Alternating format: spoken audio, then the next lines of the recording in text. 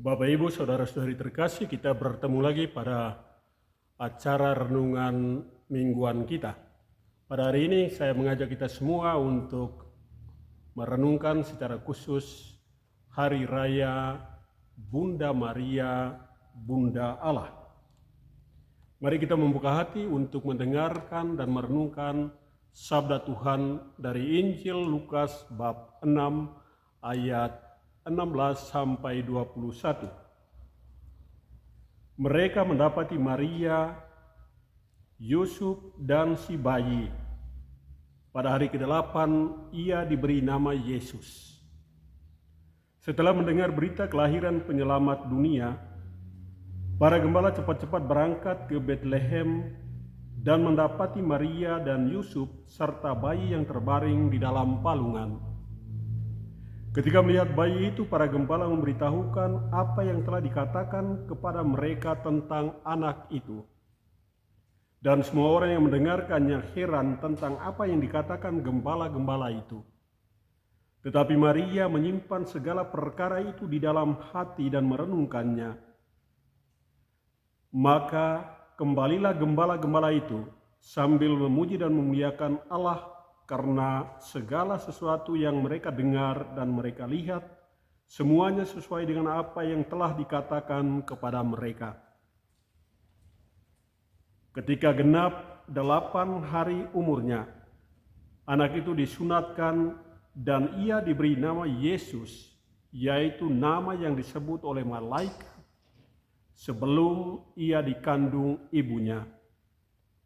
Demikianlah Injil Tuhan, terpujilah Kristus.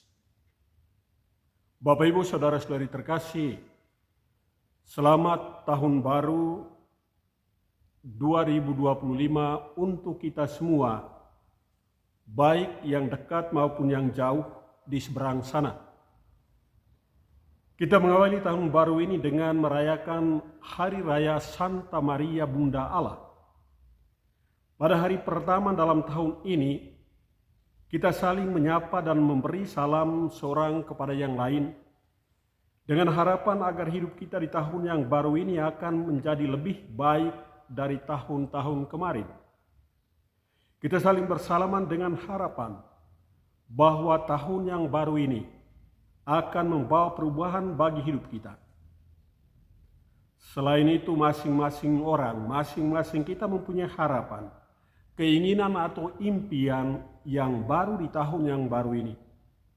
Kita mengharapkan agar di tahun yang baru ini, tahun berrahmat bagi kita umat Kristen, bagi kita umat Katolik khususnya, kita merayakan tahun Jubil, tahun rahmat, tahun pengampunan, di mana Paus Fransiskus telah membuka pintu tahun Jubil ini pada tanggal 29 Desember yang lalu. Dan juga di setiap keuskupan pada tanggal yang sama dibukakan pintu katedral sebagai simbol pembukaan tahun Jubil, tahun berrahmat ini.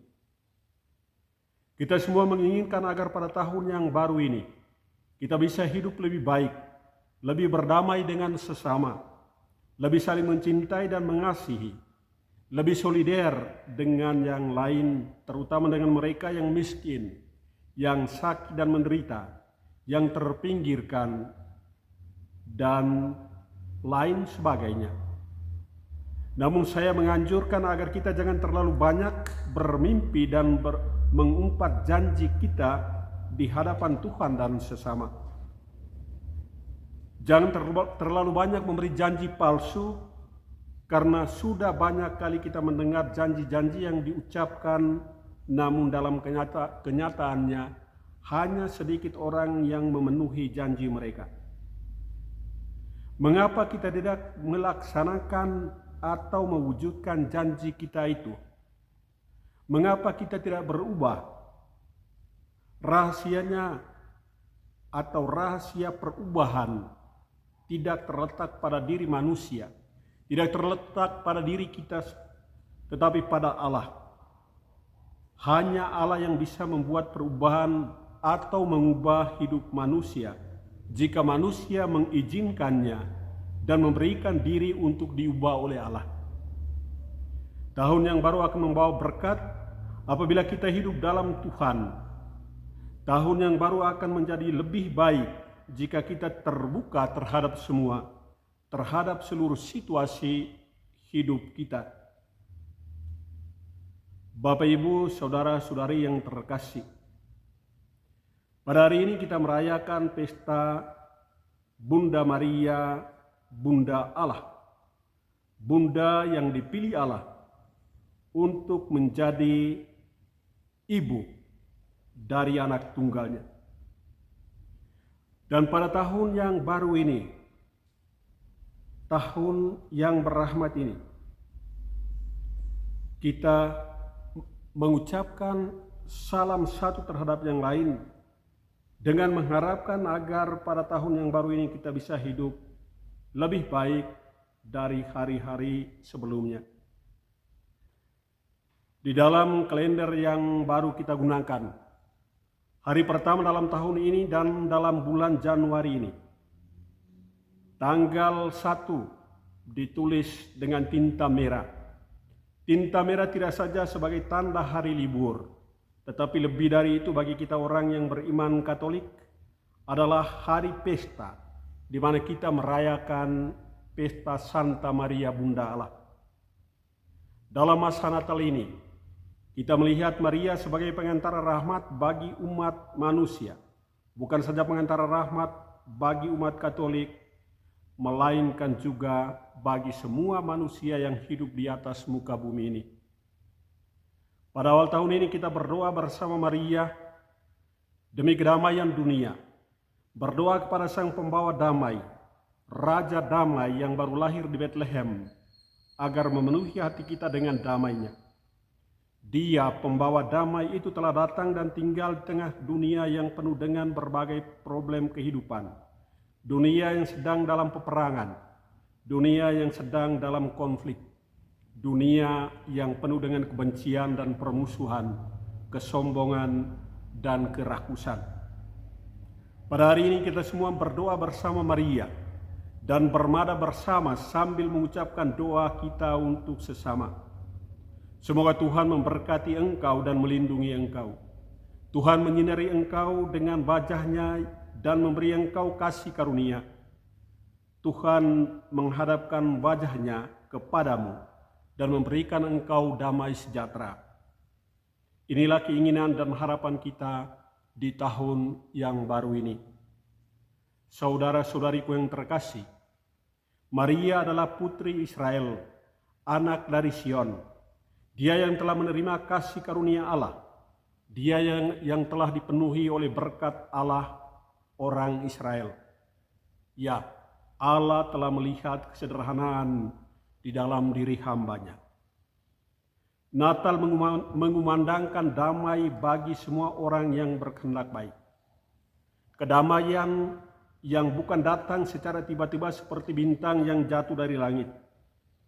Damai yang dibawa Yesus adalah buah yang hanya bisa bertumbuh di dalam hati orang-orang yang menerimanya. Tatkala mendengar perkataan para gembala, Maria menyimpan segalanya itu di dalam hati dan merenungkannya. Segala sesuatu yang berasal dari Allah dan berhubungan dengan Allah tidak bisa disimpan di dalam otak atau di dalam memori kita, seperti kita menyimpan file di komputer kita. Semua yang berasal dari Allah dan yang dinyatakan Allah di dalam hidup kita, hendaklah kita simpan di dalam lubuk hati kita, seperti yang dilakukan Maria. Karena hati adalah sumber di mana lahirnya cinta, lahir segala yang baik. Di dalam hati kita, di tempat yang tersembunyi ini, Allah bertemu dengan manusia. Maria melalui imannya telah mengandung Yesus di dalam hatinya sebelum ia mengandungnya di dalam rahimnya, karena Allah berbicara dari hati ke hati. Allah datang dan tinggal di hati Maria. Saudara-saudari terkasih, dunia merasa terancam bukan karena kehadiran Yesus yang lahir di Bethlehem, melainkan karena keberdosaan manusia yang tersimpan di dalam hati, yang melukai hidup manusia dan membuat manusia menderita. Luka yang belum tersembuhkan, derita yang masih terasa di dalam hati inilah yang menghalangi manusia untuk terbuka terhadap Dia yang datang ke dunia, Dia yang kita nanti-nantikan, Sang Penyelamat, Sang Guru Ilahi, Sang Penyelamat dunia, Gembala bagi bangsa-bangsa. Bapak, Ibu, saudara-saudari terkasih, hari ini kita merayakan pesta Maria Bunda Allah, Bunda yang dipilih Allah secara khusus untuk menjadi bunda anak tunggalnya. Di dalam dunia ini selalu ada saja hal-hal yang baik dan hal-hal yang buruk. Kadang kita bertemu dengan hal-hal yang baik, tetapi juga kadang kita menghadapi persoalan-persoalan sulit di dalam hidup kita. Di dalam hati kita selalu tersembunyi dua hal yang baik dan hal yang buruk. Dan kita diajak untuk membuang hal-hal yang buruk dan menyimpan hal-hal yang baik. Hal-hal yang datang dari Allah, Sang Juru Selamat, Sang Penyelamat manusia. Saudara-saudari terkasih, kita telah merayakan Natal kelahiran Tuhan. Dia yang kita nanti-nantikan itu telah tiba dan diam di antara kita. Sang pembawa damai kini berada di antara kita. Impian yang tak mungkin itu telah menjadi mungkin dan nyata karena Allah telah memenuhi janjinya kepada umatnya. Pada hari raya Santa Maria Bunda Allah ini, mari kita berdoa bersama Maria, Bunda kedamaian, Bunda yang penuh dengan kehendak, Bunda yang dipenuhi dengan kehendak Allah, agar kita boleh menerima berkat dan rahmat di awal tahun yang baru ini dan di hari-hari yang akan datang. Paulus ke-6 menulis, cinta Allah kepada dunia tidak berakhir di kayu salib, tetapi Dia hanya memilih untuk tidak berjuang lagi. Tidak ada jalan menuju kedamaian. Kedamaian adalah jalan itu sendiri. Dan jika Anda ingin menjadi saudara bagi sesama yang lain, lepaskanlah senjata dari genggaman tanganmu, karena kita tidak bisa mencintai dengan senjata yang ada di genggaman kita. Inilah pesan Paulus ke-6 untuk kita umat Kristiani, secara khusus umat Katolik. Mari kita membuka hati, menerima Maria sebagai Bunda Allah dan juga Bunda kita semua, dan berdoa bersama dengan Dia, memohon kepada Yesus, Sang Raja Damai, Sang Penyelamat dunia, agar damainya senantiasa tinggal di dalam lubuk hati kita hari ini, besok, dan selama-lamanya.